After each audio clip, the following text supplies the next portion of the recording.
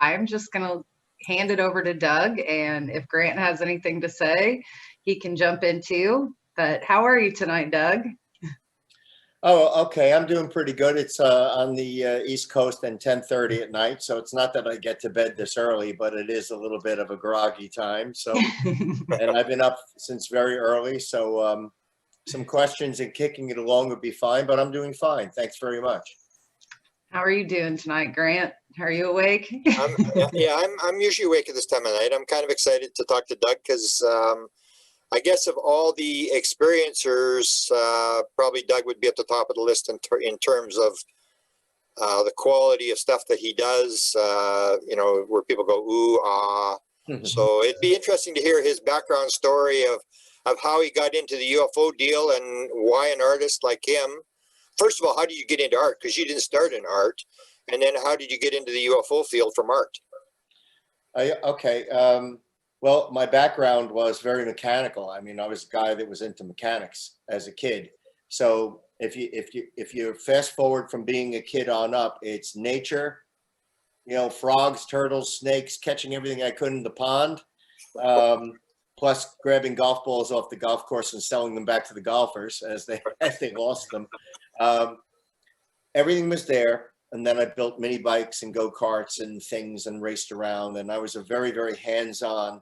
And somewhere early in my life, I realized I'm not a book guy. And I think it was times that nobody really diagnosed dyslexia. And so when I was going to school in the let's see, late 50s, early 60s, if you can believe there's such a time that far long ago. I don't think anybody figured that out. I was in Catholic school, and the nuns would just smack me on the wrist if I couldn't do something. And I think I daydreamed a lot. I looked out the window, and I always remember having a problem reading because I just couldn't retain or follow along or whatever. So I think it actually ended up contributing to my mechanical or spatial skills in a certain way. And they talk about dyslexia and art. Certainly didn't hurt because I seem to be able to make faces and paint and so on. So, I mean, my dad had a car dealership, and I was going to work for him at the car dealership. I was going to be I was going to be an auto mechanic and eventually own his dealership. And I'd be a car guy all my life. Alcoholic car guy, because that's what ends up happening. My brother, when I was in technical high school to go to school for mechanics, and my brother picked me up, or he said, I'm coming to get you this week at the end of the week, and we're going to go see the band The Doors play in Philadelphia. And I'm like, The Doors, I think I may have heard of them. I wasn't really too much up on it. And when he took me there and we saw this concert of The Doors, that kind of was the jettison into the music world and the world of art. That's how I got involved in being interested in doing something other than the mechanics I was doing. And long story short, I had that. And then my brother suggested that we go to see Salvador Dali in the Cleveland Museum. And we went to the Cleveland Museum. So I went from the Doors to Dali. And I'm like, all right, this is cool stuff, and it looks a lot more interesting than fixing cars. And actually, that's how I got into the creative world. And I took, I'm very good. I always felt I'm very good at problem solving. I call it problem solving more than anything. It's like, all right, how do you do this? How are you going to start? You got to problem solve it. You got to figure in painting, is the canvas, is this topic going to be taller or wider? That would be your first question, when you have a subject. So I started working as a realist because I really liked the idea of locking details down. I liked the idea of working really hard on something where if I said that's a portrait of my mother, it was my mother. It wasn't my grandmother or my brother. It was really my mother. It looked just like her, And I like that criteria, and I think it's one of the reasons why I took to realism. Realism were the paintings that inspired me at museums. When I went to see art, I was attracted to portraits mostly. And I liked a lot of different realism, but portraiture really captivated me. And there's something about a one-on-one portrait that was most captivating to me. You know, you could see a great classical painting of 20 or 30 figures, but when I saw a one-on-one portrait, a Rembrandt or a Velázquez, it really mesmerized me. Something about the psychological level of that really got to me. So I took to portraiture. And now you got to understand that all along with this, in my early 20s, I'm also juggling music and art. And so I'm juggling the two of them along and trying to keep them both going. And in fact, I knew a very, very famous artist at the time named Chuck Close, who's in every major museum in the world. And he and I met through my brother and stuff. And he said, you'll always struggle with the problem that you can run from one topic to the other. When music gets tough, you're going to run to art. When art gets tough, you're going to run back to music. And he may have been right, because single-mindedness is a very, very good recipe for success. If you only do one thing and you do it repetitively over and over, like he did, he had learning disabilities and various things where he couldn't participate in sports. He was eventually ended up in a wheelchair, but his whole life was, and he was dyslexic, and in school he would draw the subject that everybody was writing about. So that's how he managed to get through school, and he became a fantastic, amazing painter. So I guess this is all going along, and now let's enter where the UFO topic would enter into this. Is that also along this, for some reason, I have been completely obsessed with, Twilight Zone, Outer Limits, One Step Beyond, every show you can think of, all the great sci-fi stuff. That always fascinated with me. It wasn't cartoons, and it wasn't like comic books. I hated stuff like that. I liked, the Twilight Zone. I liked somebody opening my mind up to think about something like that, or the Outer Limits. And I can't exactly say why I was so fascinated with it, but the sky, stars, staring into the sky, everything about outer space, and wondering, like, what are we doing here? And there's got to be so much more, came along with everything in my life. And I guess then at some critical mass, I started to look more and more into ufology. And I think the internet really helped for me to get into that.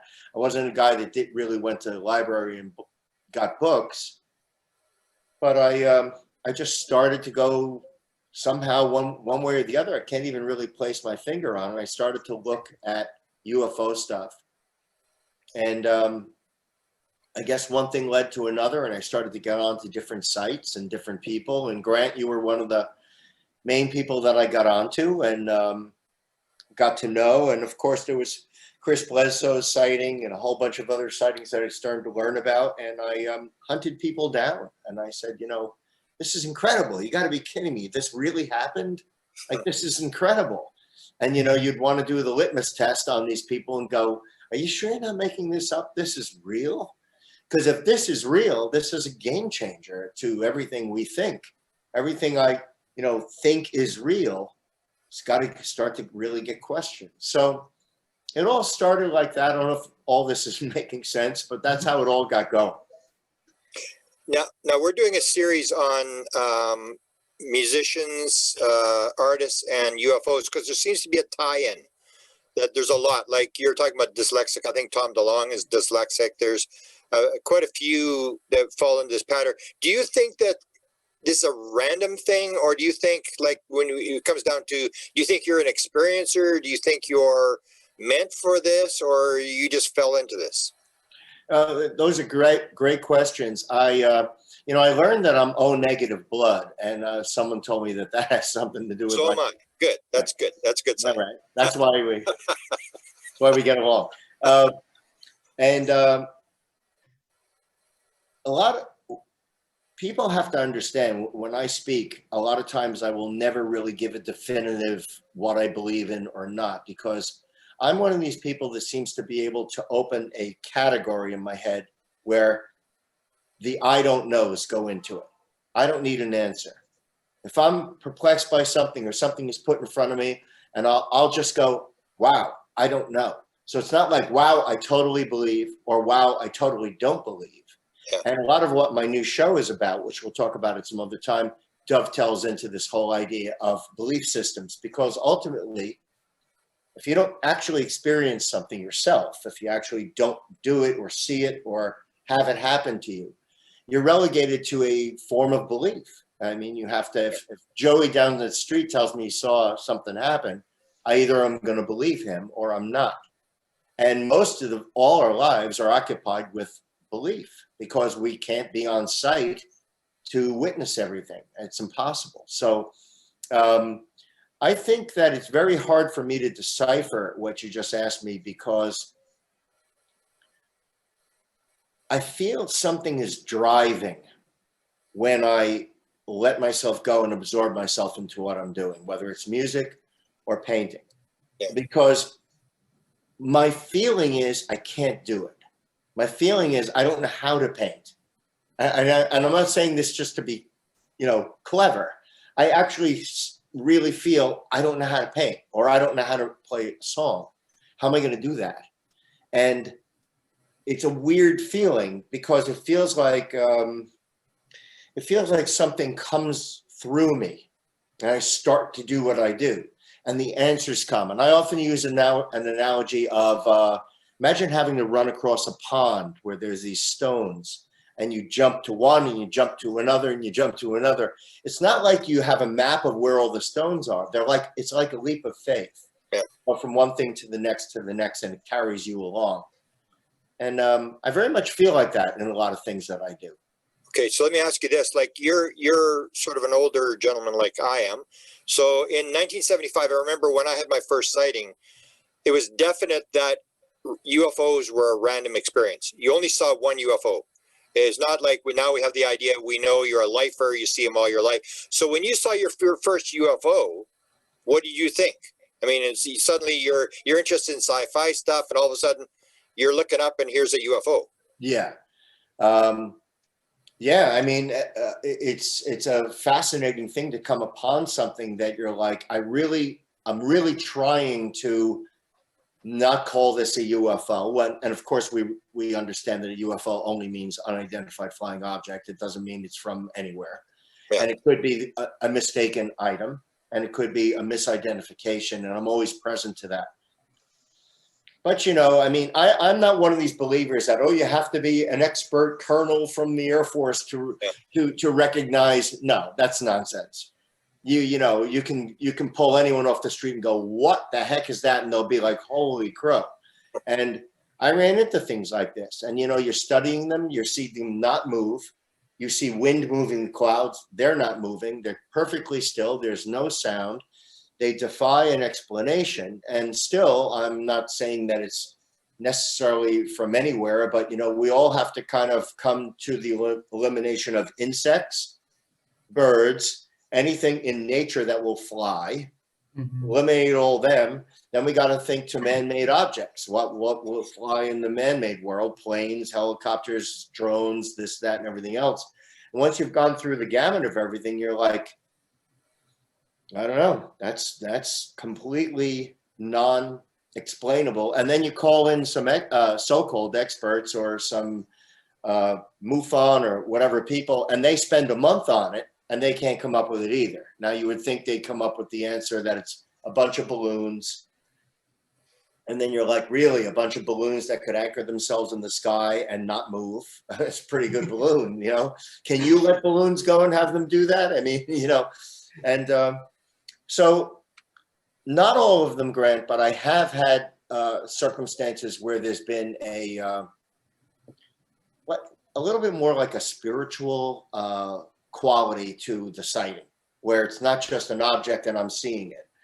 There's been, and the one particular orb that I always show that's got like a pearlescence quality to it was just a marvelous experience. It came over me, moved very slow. It was very high in the sky. It had to be large, based on my evaluation of distance. It had to be something like the size of a Volkswagen or, a car, a big car or something. and it moved, and I was sitting on the church steps, and I looked straight up, and it stopped straight over me. And I was like, oh my God, it was a crystal clear day. Photograph, photograph, photograph. I'm looking at it. And then I looked down to just do something for the camera and look back up, and it was gone. It didn't fly away. I didn't see it down the, you know, it was just gone. And that has always left me a spiritual, for lack of a better way of describing it, spiritual note in me from with that sighting. Wow. Go ahead. So, I was nodding along. So much of that sounded familiar to even my own first sighting story, you know, just the way you described it as pearlescence, only mine was kind of green, but yeah. And I was also chuckling because you mentioned Catholic school, and you know that time in our searching in ufology when we still go back to what's rational. This has to be something, you know, explainable, like you were just talking about. You know, I laugh a lot because I compare it to that Catholic guilt that all Catholics sometimes have, even when you're not Catholic anymore. Yeah. And it's kind of like that sighting rationale, you know, where that's our ufology version of Catholic guilt. We always want to take it there until we're ready to have that leap of faith, like you also spoke of, and admit that there's that spirituality side to it. Because I also hate throwing any kind of religious tag on the experiences that I've had, but it's also hard not to acknowledge that meaningful experience. So that was your first sighting. How many sightings have you had? Well, that wasn't actually my first sighting. That was the one that was actually most spiritual to me. Mm-hmm. But I would say I've got, if I was to think about the night vision film that I've gotten, some strange, amazing things that happened to me that I still can't figure out. One of them being a crystal clear night, bright stars. I'm in Mexico. I'm on the rooftop of a condo in Mexico. And I'm watching this one star. And it's because it happens to be a nice, bright star, but everything looks like a star. And I'm watching it for a good period of time. I think I was smoking a cigar at the time with my friend John. We're looking, you know, I'm talking to him, and I'm looking over his head, and you know, it's the sky, and it shut off. I mean, what star shuts off? It just shut off, and that was gone. That was it. It was like a bright star that just blinked out. Yeah. And I've thought of that ever since. I was on the rooftop in Mexico with my girlfriend, and we saw a design of a boomerang with beautiful glide through the sky. You couldn't tell if it was all connected or 7 or 8 separate objects, just like stars, exactly like stars, that if anyone wasn't watching the sky and was just walking around the street, they would just think there's stars if they didn't take a good look. Totally silent, fly right above us and glide off into the distance. Probably one of the most beautiful things I ever saw. Totally perplexing to me. No sound, no engine. I can't remember if I could see through it or not. What year was that? I'm sorry, Grant. What year was that? I'm going to guess 10 to 12 years ago. Just a guess. Yeah, I didn't know you had seen a triangle. Yeah. We had our panel on Neither. triangles. I was holding back on that for all these years for tonight, just so because I want to bring new material, Grant. Really, really marvelous. There's a few things that happen in Mexico now on my daytime sightings. So this is very important. This is my intuition that tells me that when you are primed and intending to see something, and you stay in that mode of intention, things appear. Mm-hmm. And when you leave that mode of intention and get preoccupied and whatever it is, I don't know what it's, I don't want to say it's spiritual. I don't know what it is. But I noticed that when I'm really not thinking about ufology or things or sightings anymore, I never see anything, even though I'm looking up in the sky and everything like that. But when I'm like going out every day with a camera around or camera near me or my cell phone, and I'm looking around and I walk through the street and I'm looking around, not that it's going to happen right away, but sure enough, all of a sudden things start to happen. And one of the knacks I have is, even though I don't hear it, is I'll look like that right over my shoulder and there'll be a jet plane flying overhead, or I'll look over there and there'll be a little plane. So I'll start to notice that first. I'll start to notice that I'm intuitive about something being in the sky, and eventually I start to see things. And since it's easier in the summer, it's either easier when it's nice out and when it's warm out and so on. And of course, COVID has changed a lot of things in our lives. But so I basically wanted to bring that up because I think intention is a big part of what we're talking about. And how that ties in is a mystery, but maybe you're putting yourself in alignment with this experience.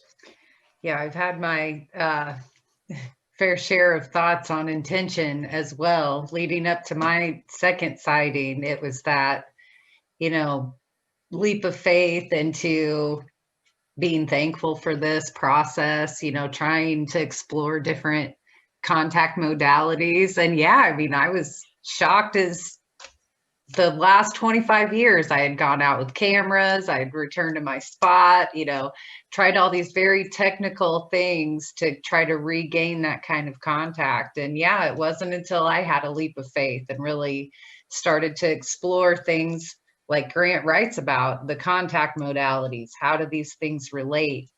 I think you and I wound up in one of Grant's rabbit hole sessions, and I think the topic of discussion was it out-of-body experiences on that one, where we were both kind of just listening in as participants? And it could be. What kind of paths have you explored, trying to dive into this side of ufology and how these subgroups kind of connect underneath this spirituality experience? Well, in the last year, I put a ton of time into near-death experiences and out-of-body experiences. In fact, every night I have a reader in my computer. You know how those little electronic voices read something for you on your readers? Somehow that's mesmerizing to me and puts me to sleep, which is wonderful.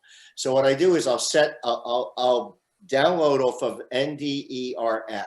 That's the website I go to. NDER, Near Death Experience Reference something. Yeah. And John and Jody Long, I think their website. Wonderful people. I've donated to them. It's a great site. I'll pick different stories. I'll copy and paste, put it in my little reader, get ready to go to bed, and I'll play it. And a lot of times I'll hear the whole thing. A lot of times I'll fall asleep before half of it's over, which provides two services. One, I'm listening to something fantastic. The other is it's putting me to sleep. And I'll wake up 3 o'clock in the morning because I never sleep through anything. I sleep in little stages. I'll wake up again and I'll replay it again and I'll catch more. And that's how I usually spend my night. So Nicole, to answer your question, I started studying that, and most recently I read both books, when I say read, on audible.com. Both books by Robert Monroe from the Monroe Institute.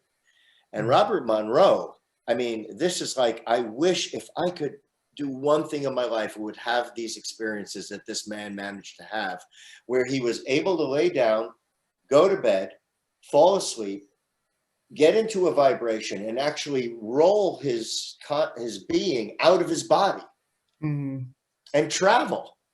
I can't think of anything greater. I'm trying to get out of this life as it is. That has got to be the greatest feeling, to be able to.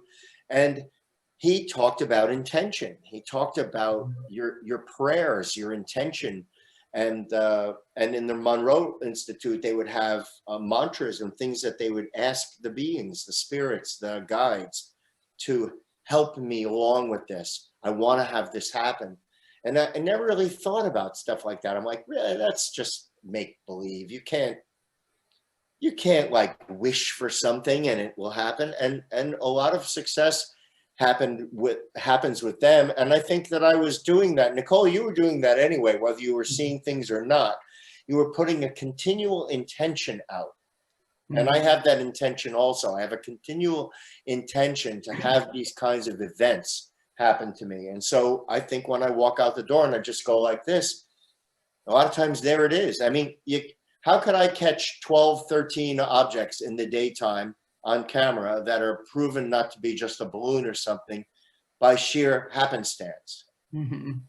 There's something else going on. So that's how I look at it.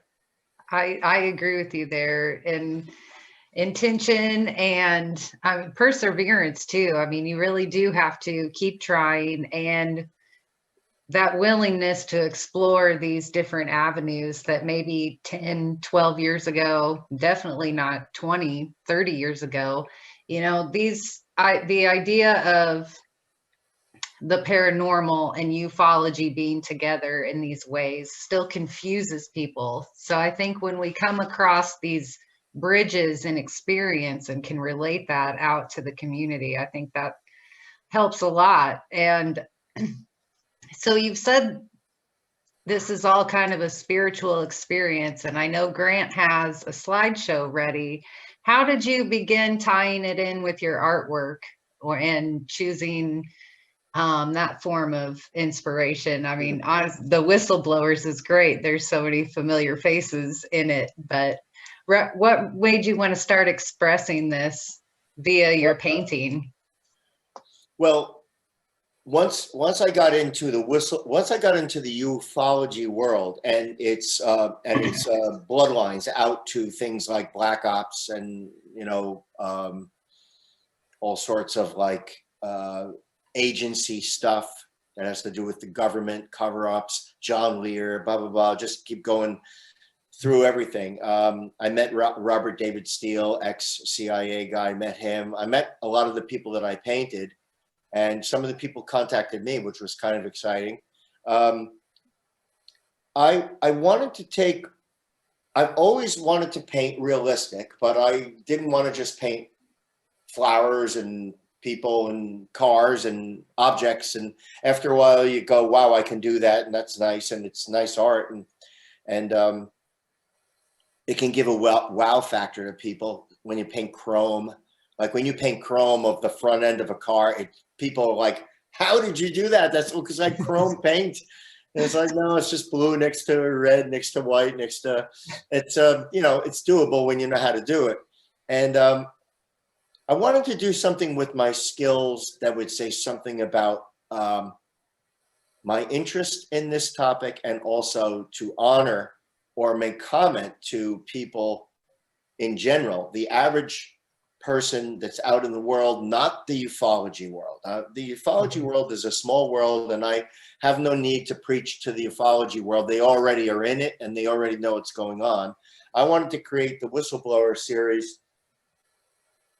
so that it would hang in a museum, a gallery of this or that, to the average person that would walk in the room, go down the row of these portraits and go, who the heck is that? Or who is that? Maybe they would jot a name down.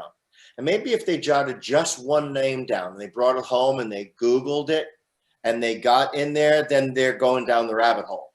Mm-hmm. And then they're going to find out that, oh, he's next to this person involved in that, and he was part of this, and, you know, and then it becomes something really, you know, quite something.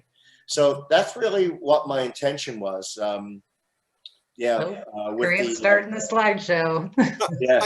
Explain what the Whistleblower series is for people who don't really know, because Nicole and I know, but for people who don't know. Well, it's a group of people that, in my estimation, have put themselves out into the world and put themselves on the line, their reputations on the line, be they correct or not correct. I've never vetted any of these people. It's not like I went and took a look at everybody and said, first, I'm going to totally study to know whether these people are 100% correct or not. That wasn't my interest. My interest was to take a group of people that have put themselves out into the world in such a vocal manner that they've taken a stand on something. And why did they take a stand on something? Why would they be so sure of themselves. Or, I mean, how many are con artists? I don't know. How many are completely 100% genuinely real? I don't know. I don't know about all that stuff. All I'm asking is, here's what they're doing. This is what they're saying. This is what they're claiming. Their claims are very compelling. And I wanted to do 100 of them because I wanted to make a broad statement about people in black ops, people in ufology, people in medicine, people in pharmaceuticals, people in all sorts of whistleblowing, industrial accidents, whatever it is.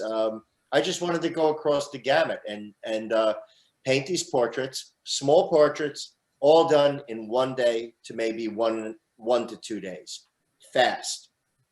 Very, very reactionary, not labored, not overly detailed, but show the paint, show that they're paintings, and just make a statement like that. And that's how I started them. You almost got it in a gallery. What happened there?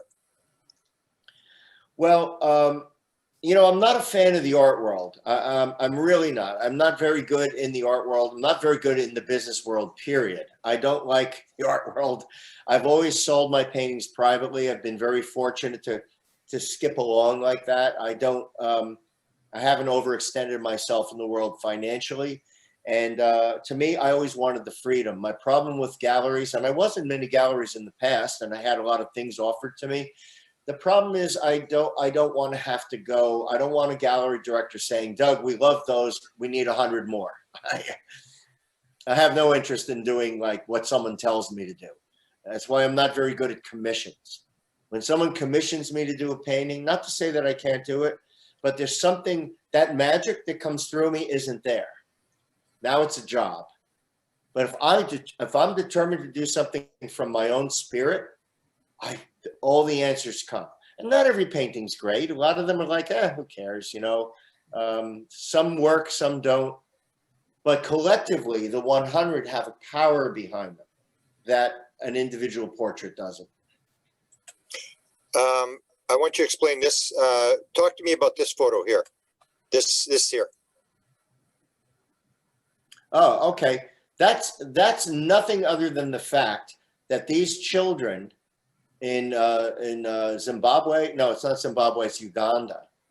This is an orphanage of children that I support. I send money to this orphanage. And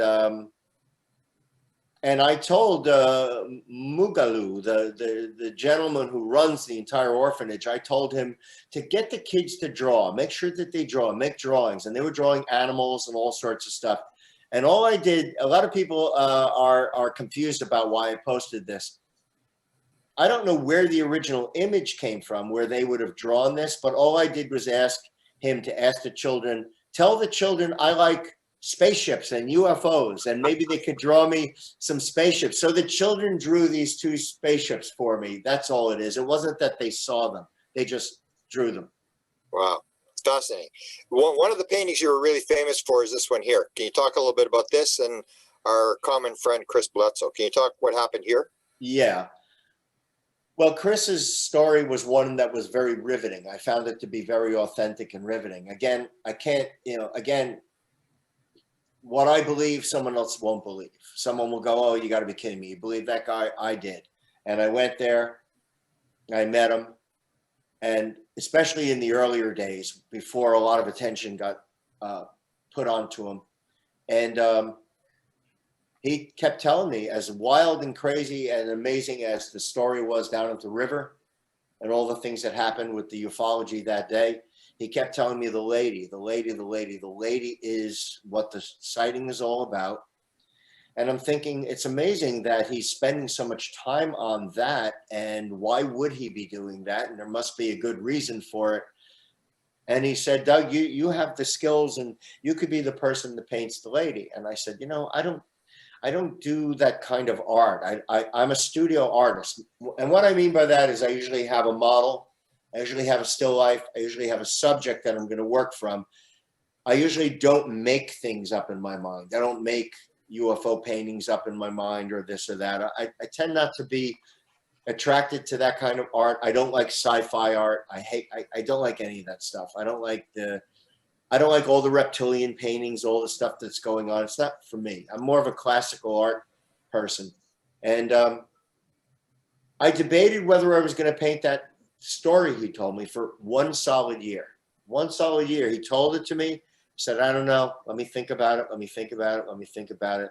And it took me a year to decide to dive in. And I said, you know, I'm going to do it. I'm going to do my best at it. And I don't know, it must have taken 3 or 4 months to make that piece.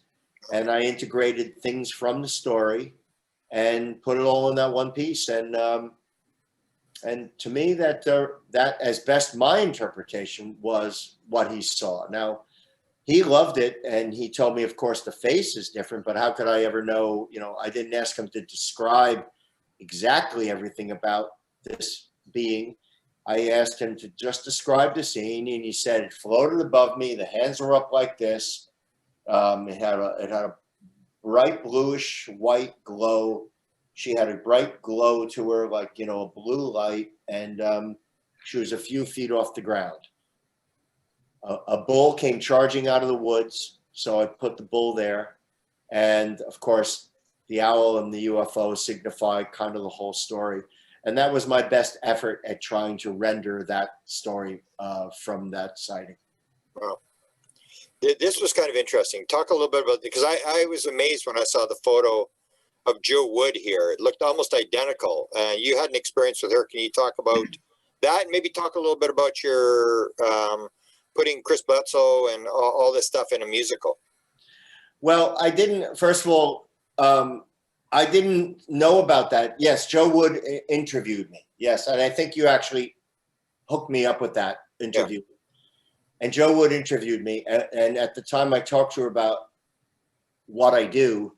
My musical was in early stages and was still being written and so on. It just happens to be, whether you want to call it coincidental or whatever, it just happens to be an image that I saw posted on your site that a lot of people thought was very reminiscent of the lady painting. Yeah. So, but it has no other tie-in. I have no other tie-in. I didn't talk to her about it. I didn't ask her to do it. There's no other tie-in about it like that. So then it's a matter of, do we believe in coincidences? I don't know. And she may attend your opening of your musical, which has Chris Bledsoe and a bunch of other shady characters in it. Well, if I wanted to put shady characters in it, I'd have you. Yes, no, I do.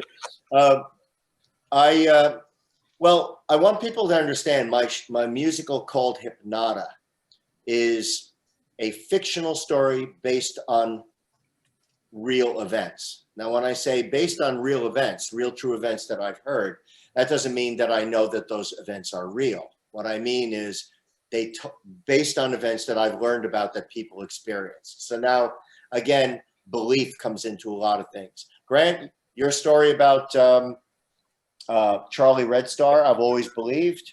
I've listened to you. You don't sell it. You're not looking to, you know, I mean, when you look at people and what their motives are, you have to come to a determination yourself. Does this feel good? Does this not feel good? It's always felt good. Not every story out there, I believe. Yeah. But that felt good. And your fascination with ufology and with all aspects of ufology, not just ufology lights in the sky, but I mean the consciousness thing and the intuition thing and the intent thing and the spiritual side of it. I patterned a character after you. It's not you, but I patterned a character after you that sings a song called The Rhythm. And the rhythm is about the fact that everything is vibrating. Everything has a vibration, and music is the easiest thing to accept for us to access that demonstrates vibration. When we listen to music, we all know it's like, can't hold it in your hand, it's vibrating through the air, and we pick it up. So all the characters in my show are loosely based on 3 or 4, maybe 5 ufology stories.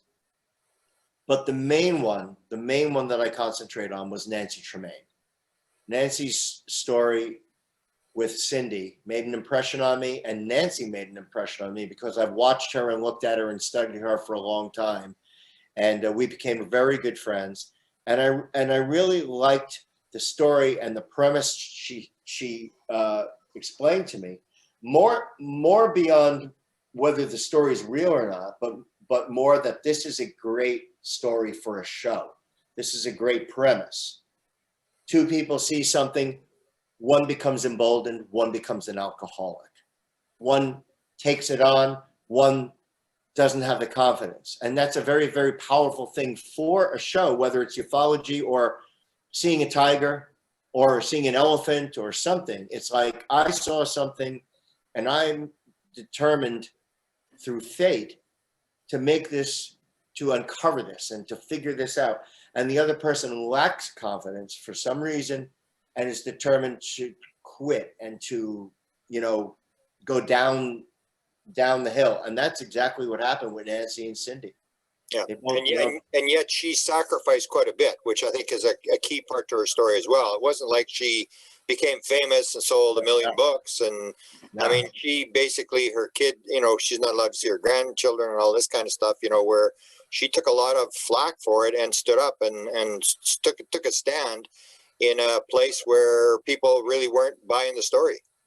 Well, that's one of the metrics that you have to look at. And it's not that I'm trying to say that every ufology or UFO witness has to have some suffering life. It's not like that.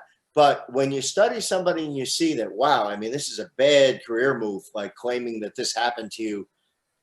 And if a skeptic wants to say, she's just trying to be famous and sell books, great. You know what it's like to try to sell books. I mean, you know, she's living in a low-income housing place that she can barely subsist.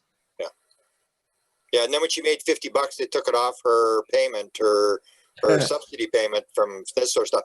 One of the people you have in your show that you're sort of becoming famous for is this here. So talk a little bit about this. And Leah's a painter as well, right? So she has this connection as well. Yeah, well, it was an amazing kind of come together that we became friends. And I had heard about the Pandolfis and Ron, of course, and I think I dragged you into it. I think you did, and I think the word dragged is extremely appropriate here. I think you dragged me into it, but it's almost a thing of fate. And Leah and I talk about it all the time. We've become such good friends, and we became so connected through many more things other than the obvious. A lot of people in the beginning really accused me of, you just want to get in there and get the scoop on UFOs. And I'd be crazy to say I'm not interested in ufology, and Ron probably knows more than anybody, but that wasn't really what it ended up being. That ended up being less of the topic, and it ended up more about just like our views on life and fascinating conversations and quantum physics and raising a child and so many other things we started talking about. But it's become a problematic relationship from a lot of different points of view, because people just make associations in their mind that if you know this guy, you must be part of the CIA, or if your friend, it's as if the Pandolfis can't have friends. They can't, like, they're not allowed to have friends. And so now that I'm friends with them, I think a lot of people don't trust me. A lot of people don't know what I'm doing. I think they're gonna make associations to Ron, to me, that are not true, but there's no way to prevent it, because they're just going to go where they want to go, and they're going to assume what they want to assume without any evidence, just by association. And that's just the way it's going to be. So, but my experience with them up to this point, 3 or 4 years or whatever it is now, is they've only treated me like gold. Yeah, and I think I've heard that from other people, like I knew Katerina and stuff, and people would say the same thing. When you actually get to know them, they're not what you think they are. They're actually, like, he loves her more, like he treats her like a princess and all this kind of stuff. But the aspect I want you to deal with is, I've seen her art. She's actually a pretty good artist. So have you ever talked about art with her, and this sort of, is there a connection? Does she see something special in art or that sort of thing? Because you'll see them as the drone stuff, but she has this artistic side to her, and I guess they want you to sort of train Kashmir with art or with these aspects of a life that are more than just the sort of the rational analytical. Yeah, I think as friends, we are committed to helping each other. So I bring my toolbox of skills to their house, and I help them with everything. I'll help Aaliyah with painting, with the drawing method. I'll say, all right, how are we going to do? Let's make a demonstration. I made a demonstration of a painting, start to finish, right in front of her. We put a cast or a picture in the corner, and I set up the canvas. I said, here's how you could go about it. It's one of the ways. It's one of the ways that I paint. You know, with a paper towel and a whole bunch of things that people would say, what, a paper towel? You got to be crazy. Paper towel, turpentine, brown paint, blah, blah, blah, blah. Within 10 seconds, I already have like something already ready to go, you know? And it's just methods that I discovered. And this is what people can help each other with. They do the same. Most recently, if anybody has seen my blog, hypnota.com, Aaliyah was a very, very instrumental person in helping me get my blog up for my show. She was good on Wix, and she knew how to design it, and we worked together, and she put a lot of time into it. And I'm really grateful to her for the help she's been in getting that going. And it's not a matter of, you know, watching the clock for who does what for who, but I'm there to help them in anything. Ice skating, we all go to the rink, and Kashmir and I skate, and, you know, I'll skate out on the rink, and, you know, and writing or painting or music. I'm there for them. And Aaliyah's got a love of the arts. She played violin for a while. I think she's going to play piano. She paints, she writes. So she's a very creative person, and she wants to pursue those things. And if I can help her find a method, I will offer it. Wow. It's beautiful. It's inspirational too. And it's rare in life where we can come across somebody to mentor, and it's special, and you know it's going to change their life in a positive way. So I'm amazed by that. And then, of course, my mind also wonders, it's like, well, all right, when you're not giving art lessons, you know, do you look at the bookshelf and see what ufology books are sitting over there? It's like, what wild conversations do you have? Well, you know, Ron is a very hard person to be a friend of. And I've spoken to them about this. It's plain and simply because everything I want to know is classified. Mm-hmm. So, you know, I don't like pick up the phone during the day like I do to Aaliyah, Princess Aaliyah, to Ron. I don't go, hey, Ron, what you up to? What are you working on? You know, I can't do any of that stuff. Ron is a real, like, serious person. And he loves to laugh, and we have a great time when we're at the house, and we laugh about everything. He's a great cook, and we'll laugh about this, and they got chickens, and, you know, there's a lot of stuff that we like really enjoy. But when it comes to ufology, in fact, I think we were talking ufology more in the first year I met him than we do now. Because I kind of got on to the fact that I don't want to be a pain in the neck. I really don't. I don't really want to be this guy that comes over and goes, what's the latest scoop that I can get? And I think that's where Dan Smith, who I like Dan. I just talked to him recently. I think that's where Dan really was all about, like, what can I get from them? What can I get from them?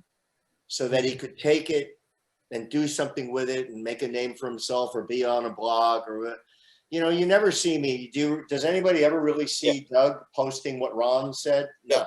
Yeah. Never. You have shown your photos. Talk about that. You have sort of questioned them about the photos, because that question that's in your mind as well. Like, what do you think about this? Or can you give me some insight or whatever? You've had a lot of photos. So what happened there? Well, the first time you mean my UFO photos? Yeah.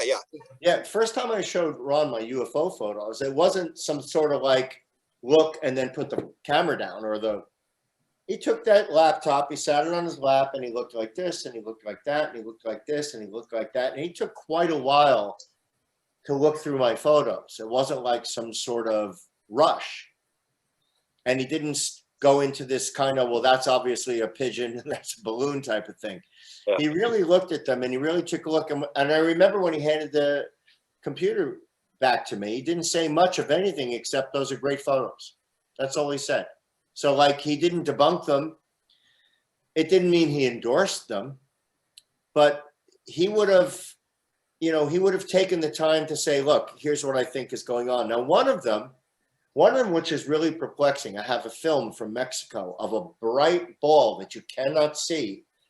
I was sitting on the rooftop and I had the Yukon night vision looking straight up, and there's this slow moving orb, bright in the night sky, that when you put the night vision down, there's nothing there. But there it is, but it's not there. And no sound, nothing. And it's moving really slow. And it went out. I still have it. I can share it with you sometime. Yeah. And it went out over the ocean, and just the slowest thing you could ever imagine. And I scratched my head over that. And Ron came up with an explanation that I never would have thought of. And that doesn't mean that it's what it is, but he kind of theorized that it could be some effort by drug runners to move drugs off of the island via some sort of dark balloon or something that would not be seen, and just carry it out over the wind. And so again, I'm open to things like that. Not everything to me has to be a UFO. You know what? And if you could debunk my UFOs and get back down to that none of them are real, I'd be fine with that too. I don't have How many anything. photos do you have? Huh? How many photos do you have? Well, if you went to where they are on my site, you'd probably see 8 or 10, I think, or whatever, some compilations. I remember once you were asking for UFO photos that were in conjunction with helicopters. I sent you one. Oh, yeah. Yep. I sent you one there. I don't know, daytime shots, 8, 10 different photos. The one that turns into, the one that's white and goes into these like cubic kind of round, but cubic things that come apart and then come back together again. That some people try to tell me those are balloons. I'm like, really now? I mean, come on. Come on. You've seen some interesting, just as an off topic, you've seen some interesting stuff. I always like to point out that you actually saw 9/11. You saw one of the planes go into the building. So you live just across the river, right, from New York City? Yeah, I out my window, I could see the World Trade Centers from my window in the distance. And the day that 9/11 happened, I happened to be on my rollerblades, and I skated down towards the water to get coffee at a certain coffee shop. And I'm having coffee, and someone put their head out the window, and everybody was like weird. And someone said, I just heard a plane hit the World Trade Center. I went, what? And I grabbed my coffee and I rollerbladed down to the water's edge. And people are gathering, and I'm looking at the most beautiful, clear blue day, and the wind was blowing south. So I'm up north from it. So I'm seeing a perfect gaping entrance of the World Trade Center. And I'm like, I don't know. No plane would have hit that by mistake. That doesn't look right. I'm like, no, I don't know. That was like a crazy drunk pilot or some kind of something, but something doesn't make any sense. And then I looked to the right. Newark Airport would be over to the right. And I looked to the right, and I saw this. I will never forget this. It was a grayish looking plane. It didn't look white. It didn't look like an airliner to me. Now, I may have remembered it wrong, or I may have seen it in weird light, but I can usually tell what a regular Boeing 737 or 27 looks like. But I remember saying to somebody, oh, look, a military plane is coming into view to help the situation. I still had nothing. I had no idea what's going on. Why would I have said, oh, look, a military or an aid plane looks like it's going to survey the situation, and then boom. I didn't see it hit the building. It was back behind it, but I just assumed as it came in, explosion. And the second that happened, some guy dropped on the ground. He goes, oh my God, we're under attack. And everyone knew what happened there. And then I rode out the rest of the day in that area and around town, in the most surreal day, one of the most surreal days of my life. And I remember then all going to one part, and we were kept away, and they thought there was an attack coming in, and we saw fighter jets fly by. And then I remember building number 1 falling, and we were just like, it's impossible. Yeah. And then the other one fell, Last question, I'll put it back to Nicole for me. So you look back at your whole life. I mean, you've had some pretty interesting stuff. Do you think life has been worthwhile in terms of, has it been a good time or experience? How do you view the whole thing? I have to believe, first of all, with my health, I've been beyond blessed. I've had a great family. I have a wonderful son. I have good people around me, some great friends. I've taken on a lot of great interests. I've also had some experiences we didn't talk about. I had this Chandra experience up in my bedroom. I think I may have told you at one point, where this thing got behind me. And I don't know if you want to go into that. I also had this experience when I was in Mexico with my friend Charisse, when we were laying on bed at twilight in the afternoon, late in the afternoon, and an entire vision came into my head. It came in, it was like a movie started. It lasted about 15 minutes. It got bright, and it was millions of little dots breathing back and forth. It was like a glowing You road. painted it. Have you got it on your desktop? Yeah, it's somewhere, Yeah, but okay. I'd have to look. But it was amazing, and I did paint it. When I came home, I tried to paint it, but I was describing it to Charisse as we were laying there. I said, Charisse, if I keep my eyes closed, it's like a movie is showing. If I open my eyes, it's not there, and it's back again. And I talked her through the whole thing, and it slowly faded away. I've never had an experience like that again. Let me see if I can remember the title. I think The Apparition. Yeah. If you want to, you can email it to me and I will make it the cover art on this interview. Oh, that'd be cool. Yeah. Let me see if I can find it. The Apparition. No, that's a movie. No, not that. I'm pretty sure it was The Apparition. Yeah, I remember. See, you showed it. I've got it, but I don't know where it is. One more second. I'll be quick. Let's see. No. And then I said it was last question, but it's not last question. What's your theory of wow? Like in terms of life, because you've been working on near-death experiences now, UFOs. So how do you see the world? If you were to take a best guess, you don't know for sure, but How do I see the world? I see the world that we are in a low-level, dense vibration here to experience this experience. And Grant, one of the most fascinating things that I love to talk about is the idea that everything is perfect as it is. It's a fascinating idea because we're human fixers and we all want to go out and fix the world. We all want to, but I like the analogy of going to an amusement park, gates open, you came in a bus with a whole bunch of people, that's your birth. You came into the amusement park and everyone goes a different direction. Some get on the Ferris wheel, some go into the fun house, some go into the horror house. Everybody does something different. When it's all done, we all come out, the bus picks us up, we take off, and we're in this domain to experience.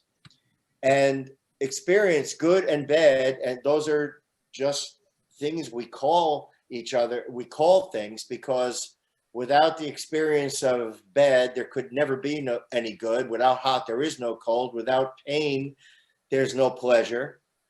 So it's like we volunteered from everything I've gotten out of the near-death experiences to this day.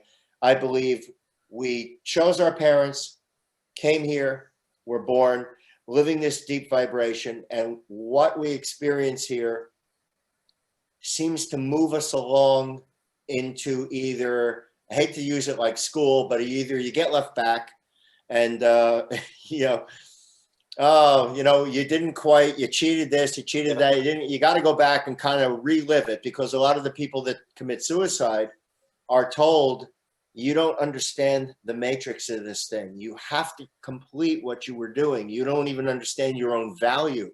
Your value of the way it interlocks is fascinating, and you don't get it. So you're taking yourself out. It's like taking yourself out before you finished school. So interesting that you've got that theory, because I actually do, I don't know if it hasn't been broadcast yet, but we actually do an interview. One person is a near-death experience woman, has a near-death experience in 1970, gets thrown in face first off a motorcycle into the pavement. She has this experience. I have a guy in a float tank who has the experience, and I have a woman who's reading a book, and they all have the experience which you're talking about, where they have the vision that everything is absolutely perfect, and they were floored.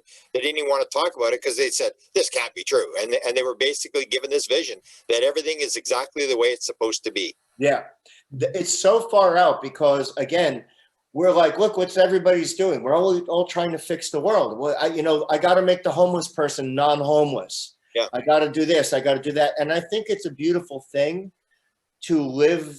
Oh, by the way, I have the image. It's called The Vision. That's how I found it. And at the bottom of the screen, you can share the screen there. Just share the screen and your desktop will come up. It says the chat is disabled. Did you disable the share chat? screen, the yellow thing in the middle there, share screen? Host disabled attendee screen sharing. Hang on. Well, why don't I just, okay. Okay, you should be able to do it now, I think. Hold on. Let's see, share screen, yeah. And then click on the share. It's in the bottom right-hand corner of the screen, the little thing. There you go. Okay, there's your, is that, you own that island? No? Yeah, that's where I live. There it is. Yeah, I remember it. Now I see it. Yeah.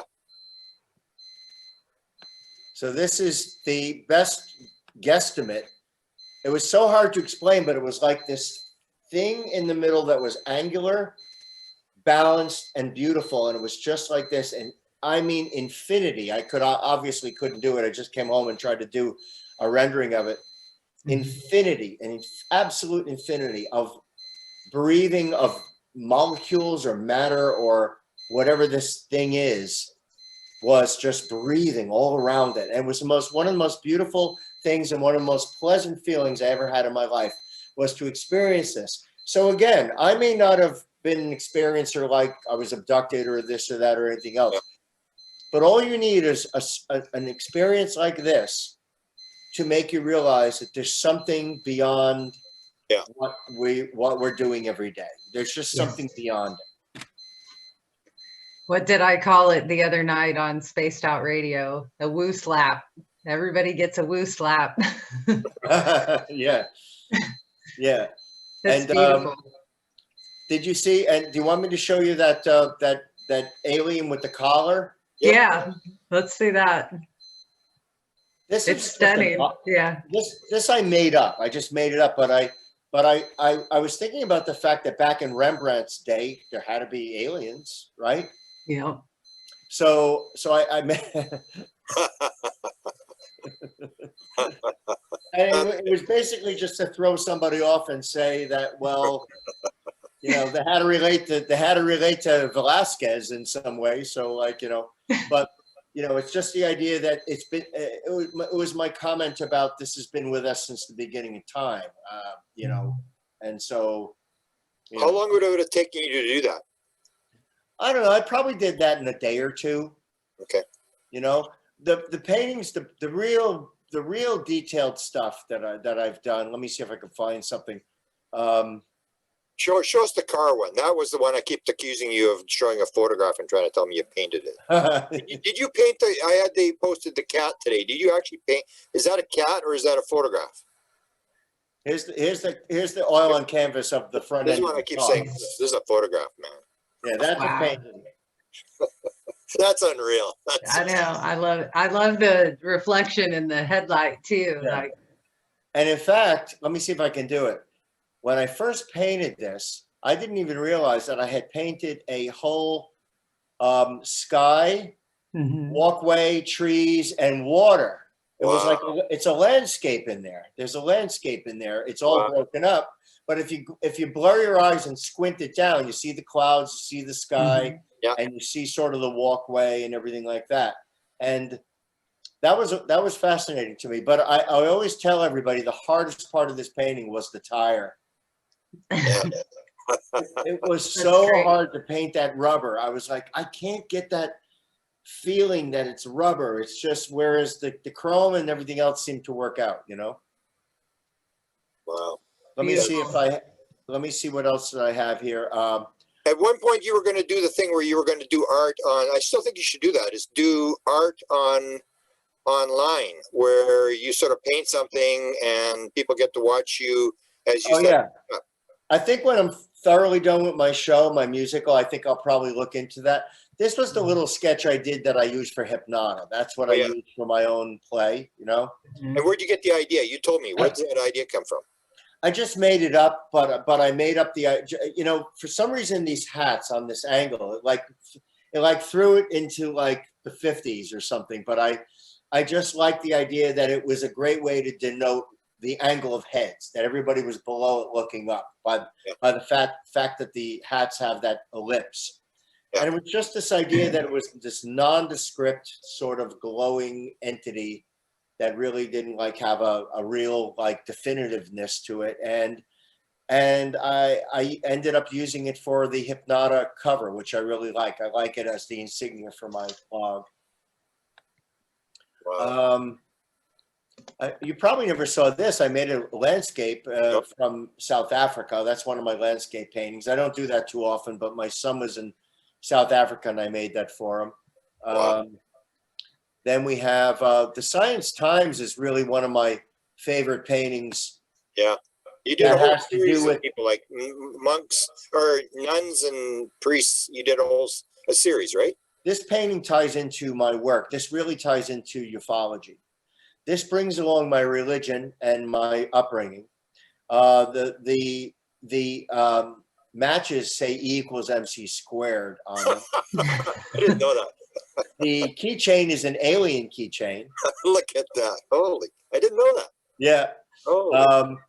He's got a little shot glass because he drinks, and he's got a cigarette. So he's a handsome, tough guy. He's a priest. And then the Science Times, the whole idea is, it says, what else lurks out there? That's great. Oh, we're getting the insight on this painting that I would never have known that. I don't even think my family knows that. Wow. That's incredible. And I love this painting this painting sums up a lot about what I think about and what's in my show, which is just because you're one thing doesn't mean you can't be in another world. Just because he's a person of God, so to speak, or religion, doesn't mean he can't wonder what's out in the universe, doesn't mean he can't ponder alien life. It doesn't mean he can't drink. It doesn't mean he can't smoke a cigarette. We have all these kind of restrictions about who we see fitting what based on our uniform, based on our exterior. A cop, a priest walks into a place and everybody's like, oh, you can't say shit, or you got to be careful. And I love, that's why I did a whole series of paintings on nuns and priests and the uniform, because the uniform carries the impression that we give people, and people make up a lot of stuff based on the uniform. How many people in a commercial on TV with a white coat on suggesting that you take this pharmaceutical are believed because they have a white coat? Yeah. I liked your painting of the nun, and she was barefoot. And what I noticed was that she had toenail polish on. Yeah. I like that. Same kind of thing. Mm-hmm. Then I don't know if you've ever seen this. Oh, this is a small version. Let me get the large version up. But this was this painting that I did that had to do with, I made this big painting. It was massive. During the hostage crisis many years ago, I made this painting about an alien ship wrapping these big chains around the earth and dragging it away. And that is. I liked two from that collection. I liked The Return and Gold Digger. I thought both of those were very interesting as well. I've dated the Gold Digger girl in there. Sort of. Let me see if I have. And you guys, of course, you saw the serial killer with the trick cereal. Yes. You saw that one. Oh yeah. Yeah, that was pretty good. Yeah, I ate several boxes of tricks. Yeah, that's incredible. That's just complete. My friend Dan Willis, who I love. Dan, he's great. Here's an in progress of Dan Willis's whistleblower painting. Oh yeah. And there you can kind of see how it kind of ended up. Yeah. So it starts out like that. It starts out on a gray canvas. I'm doing this real quick. I'm making marks. I'm just blocking in. It's called blocking in paint in sections. And then it's sort of like pushing it around like clay. I don't make an accurate drawing. I never draw with a pencil. I draw with the brush. And I like to fudge the paint around and just move it around until I get what I want. So Wow. That's how I put my makeup on every day. Yeah. Here's a very rare drawing that very many people will have never seen. It's called Contradictory Me. Oh. Wow. And it's like a bunch of, it's like, it was a quick little sketch in a book that I had this idea of like, my mind is just so filled with contradictions of who I think I am and what I want to be. I did this when I was a lot younger. And so I hooked up all the muscles to bones that could never work, because when you pull on one, the other one's going the other way. And, you know, it was crazy. It almost has that pondering feel of the thinker to it as well. Yeah, that's interesting. The position of the head. Yeah. Yeah. And it's got a Dali-esque, of course, kind of feel to it a little bit. But these are, let's see what else I have here. Oh, this is one that I did. This is a surrealistic painting. Yeah, which was sort of like get to the back of the bus, art, music, and everything. What rules the day is violence, money, hypodermic needles, bombs. This is the time we're living in. And what lives in the back of the bus is like the cello, the guitar, a lamb, flowers, paintbrushes. And then there's actually a beluga whale up here sitting on the top. That actually cracked.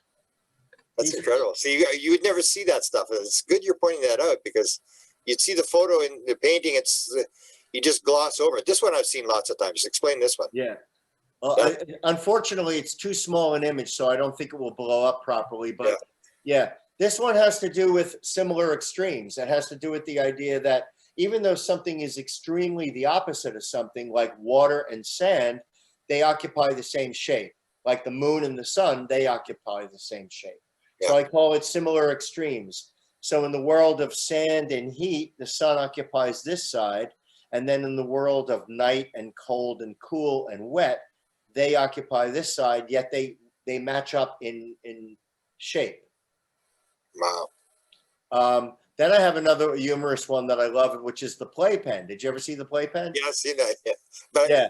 And that's another one that basically says that here we are, human beings in this modern time. We live in a playpen. That's a city in a playpen, and we're amused with a hypodermic needle, dollar bill, a violence, and weaponry power. Yeah. And those are like a baby. Those are our little mobiles that we play. It's actually an honor to know you. I mean, you're like one of the best there is. I mean, wow. Thank you. How about this one? This one was sad. I mean, this is an oil and wax painting, and this came one day from me. I was cooking clams, and I was like, I heard the clam like breathing or crying, and I was like, oh my God, I'm burning a clam alive. Oh, and then when I was done with, I got the clam shell, and I made this painting up that the clam has lost his life. He's coming out of the shell. He's detached from his home, and his angel, the angel, is coming to rescue him, and he'll be going home. Oh, wow. Sad. It's a tough. I mean, look at the expression on that poor thing. Unbelievable. People are going to love this. I mean, this is because you get the background story. You'd never pick it up by just looking at it. The way you explain it, it's so meaningful. Yeah, I mean, you know, the seahorse light bean. What's that? I said the seahorse light bean. Yeah. Here's another one I was playing around with, where on the left, this is a little bit like MC Escher. On the left, it's sand dunes, and then as you move to the right, they break into wave forms, you know? Wow. Just experiments, things that I was doing back then.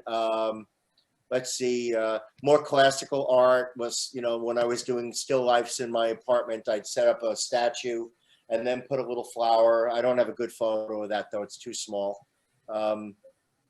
Let's see. Let's see, something else. Dying clam. Oh, here's all the whistleblowers on the floor. There you go. Wow. Let's see if I can find some really shady characters. Hold on. Because there's a couple of them in here. Ding, ding, ding. No. And I was so honored to get it done, but off the record, we won't say. But I mean, some people actually were not happy because you didn't give them a smile. I was kind of Yeah. shocked.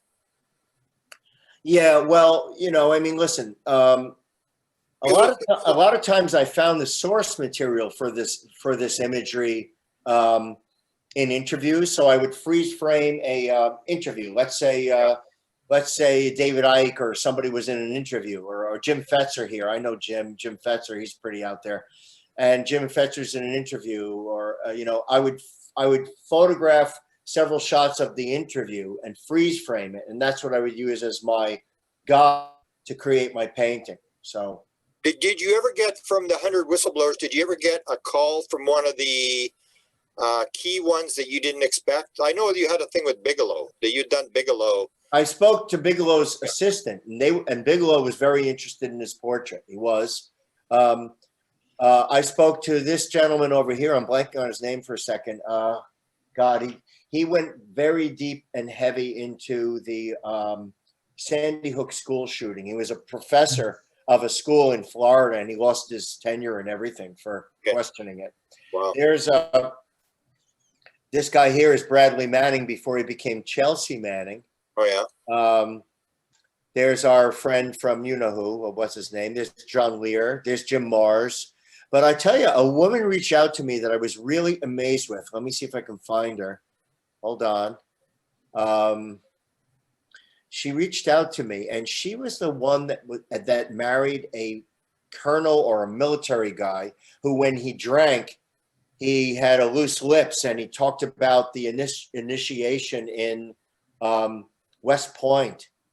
And it was a fabulous story. And she wrote me. She said, Doug, you have no idea how happy it's her, this woman here.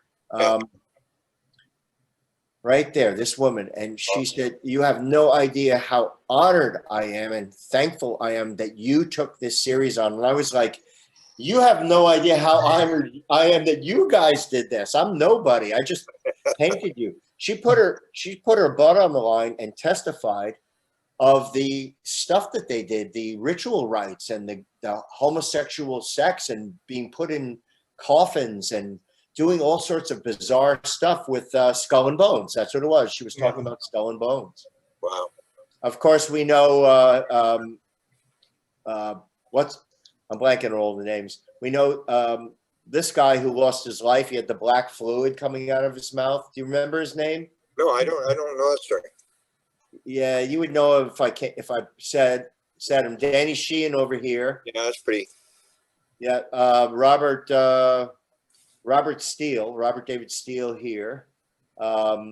Corey Good, I'm not sure if he belongs in there. That's what I mean. Like, I put people in there. Yeah, you didn't get that, right? Not as proof of anything. Yeah.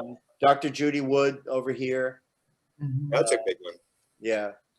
I wasn't proving anything. I was just saying, what do you think, people? Why don't you take a look at this topic and get into it, you know? Yeah. I think it's great. Yeah, Jeremy Corbell, he's a little thicker in the face now these days, and his beard has some white stripes in it. But yeah, that's a great one of him. Yeah, they're all great. I know Grant is in here, but he's hiding on me. It's like, where's Waldo? I found him and now he's gone. Two down and one across from Corbell. Oh, okay. From two down and one across. Bingo. Two down and one across. Wait, 1, 2. Oh, there he is. Okay, there's Grant. Grant, I don't blame. I know you probably don't like your portrait because I can't stand my portrait. If anybody paints my portrait, I don't want to see it. Oh, even though I don't really look at it, I'm still honored that that somebody of your quality would paint it. It's like, oh my goodness! It's like, oh God. Yeah. Oh, this is Spears. What's his name? I don't know. Mark Spears or I don't know a lot of these people. Yeah, he was offed. That was sad. This is Schiff, Robert Schiff, or someone, he's a CIA guy. He came out and whistle blew about a bunch of stuff. Colin Andrews is back here. See him back there? Oh yeah. On the left. I saw Lear. You captured his spookiness. Yeah. Travis Walton, Dr. Edgar Mitchell on the very top left. Yeah. You know, but, you know, talking about a little bit earlier, I'm sure you're probably bored by now, but talking about the idea of keeping an open mind, I just wanted to say something real quick. I donated my time to a guy that I know is a DJ in this area. He runs a radio show at night in the city, and he photographs a ton of things that most people say, you got to be kidding me. They're balloons. They're just balloons. Okay. And he says, Doug, no, I'm telling you, you got to take a look at this closer. So I'm open-minded enough to do an interview with him. And he interviewed me about all his photos. And I looked at a lot of his photos and his films. And I likened it to something that Colin Andrews showed me once. And I love Colin. He's been great. And Colin Andrews showed me a paper bag. I don't know if you guys ever saw this paper bag floating through the sky that Colin Andrews posted many years ago. But I'll tell you, you watch this paper bag and it goes down, it comes around, it comes lower, it stops, it backs up, then it comes this way, then it stops, then it goes like this. This is supposed to be a paper bag just floating around in the air, and yet it's so perplexing to me how a paper bag could do that. And so to the average person, I'd say 1 out of 100 would only pick up on that and say, maybe there's something to it. And I like to be that person that keeps an open mind. Mm-hmm. Oh. Reminds me of, what's the movie where a film student is filming a bag caught in some wind. And I think that's how the movie opens and closes. And there's just like the line, like, life is beautiful, and how he could find a beautiful moment just in that. So, and it's an inspirational. So. That wasn't like, because I know Forrest Gump had something floating in the beginning in that. No, I'll have to think on it here. I have Christmas movies on my brain right now. That's the only thing I'm thinking about. Forrest Gump had a feather. A feather flies in and it takes off, and it's like opens this wonderful vista of imagination. And I think American Beauty with Kevin Spacey was in it, and a very young girl actress who was kind of groundbreaking at the time. It was her boyfriend in the film. He filmed all these odd sequences of events, and it was a great part of the movie. And this has been a great interview, Doug. I'm glad we've kind of dug in a little deeper than, how we've been able to chat in the past. And we're going to bring you back on, and we're going to do another hour or hour and a half and devote that to just music. So it's wonderful that we can kind of do these in segments. And I hope you'll join some of our panel discussions when we have them as well, so you can talk with some other artists and share some ideas then. I would love to. And I think that one of the fascinating things when we get into music is how the music comes through me, and then once it's done, I can't even play one of my own songs. I would have to relearn it. And that's a perplexing thing for me to even explain to somebody. I don't know how I could have written the entire song, played it on the piano, and yet if I look at the piano and someone says, hey, Doug, play me that one that you wrote I would not know where to begin. And it actually partially scares me, because it makes me wonder what I have. Like, is that a skill? Or am I just channeling something, or what is it? So it reminds me of how I hear channelers describe their experience, but that's a rabbit hole I need to dive in further myself. So we'll go in there together, Doug. All right, Nicole, that's great. And Grant, always good to see you. And just keep me posted on anything that you're doing that you think I'd find interesting to join you in on. We can also talk about the Chandra story next time that I had in my loft, which is still an amazing memory that I have as far as an experiencer of something goes. And I've never been able to explain that. Oh, wow. Okay. And we'll bring Nancy on with that one as well, so she can. We'll get in touch with her. Yeah, she's pretty. What would do with the word you use for Nancy? She tells a good story. I mean, you can tell her she's not making it up. She's very emotional. So I think I was in a rabbit hole session with her as well. So she can speak well on her experiences. Oh, so yeah. all right. well- Well, next time is going to be even more fun. And I think we can wrap it up for tonight. If you want to hang on, I'll end the video and then we can say other goodbyes. But All right, I'll hang on. I'll sit here. I'm uploading enough as it is. all right. But this was Doug Ald with Nicole Sackage and Grant Cameron. So thank you, everybody. Have a good night.